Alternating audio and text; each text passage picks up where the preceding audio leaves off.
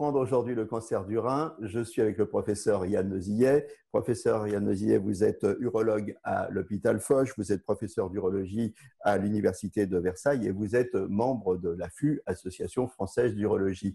Le cancer du rein, bien évidemment assez grave, comment on le repère? On le repère par, heureusement aujourd'hui, le plus souvent, un accident. C'est-à-dire que l'on réalise une échographie pour autre chose, des maux de ventre, que sais-je. Et c'est en regardant les reins avec son appareil d'échographie que le radiologue va diagnostiquer une anomalie tumorale, une tumeur du rein. Alors, il y a tout de suite deux choses à bien distinguer. Ce sont les kystes qui sont extrêmement fréquents et qui sont bénins dans 99% des cas, donc on ne doit pas s'inquiéter. Et puis les tumeurs solides, donc du tissu, une boule de tissu au niveau du rein, là, ce n'est a priori pas normal.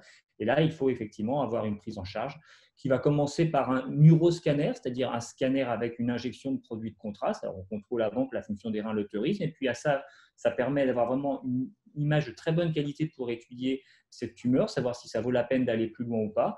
Et puis, avec ces images, on consulte l'urologue qui, en fonction, va vous proposer la prise en charge adaptée. Est-ce que c'est un cancer fréquent et est-ce que, par exemple, un geste de prévention serait de passer des échographies de temps en temps? Non, non, non, c'est pas un cancer assez fréquent pour justifier un dépistage avec même l'échographie, même si ce n'est pas nocif.